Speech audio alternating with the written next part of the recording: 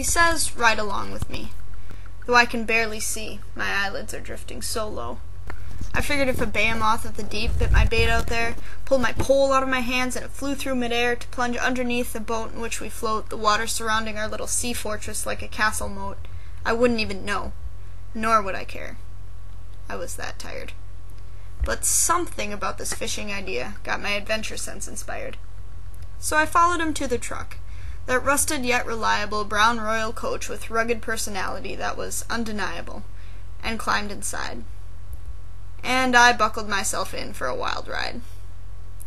We got the boat out on that first lake, and I attempted balance.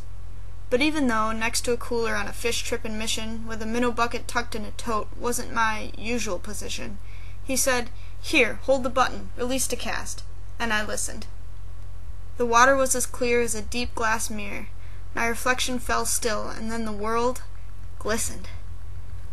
Clad in sunburned shoulders and my dad's camel baseball cap, shorts over my swimsuit, and 2 flip-flops, I sat in the back of the boat, with the outboard motor and the troller, and a case of Mountain Dew in a red igloo that was taking quite a while to get colder. He kept talking about how it was gorgeous out, but was unsatisfied by the lack of shade. So we turned the outboard on, and like a shot we were gone, and I'll never forget that feeling, as we zipped across the lake, the way the sun made the horizon stretch until the lines that were the apparent boundaries of the universe started to fade. After a few hours we found nothing except a turtle and a shy shore deer, so he took us back to the landing of sorts. This was before I accidentally hooked my own shorts, turned to face his young apprentice, and muttered the words, "Let's get out of here." We were on to Lake 2. Like a level in a video game, I kept track of what we got from which lake and what prize we'd take back to camp that night. Maybe he'd fillet him and fry us a meal in the firelight. That'd be cool. I noticed this wasn't so boring as I thought it would be.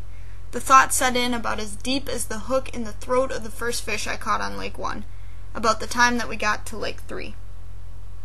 I remembered how I was so proud to pull it from the water, until it almost bled to death in my hand. He pulled the hook out with a crunch that probably left a scar about as permanent as a cattle brand, and I wondered if that little injured fish would ever grow up to be big enough to eat.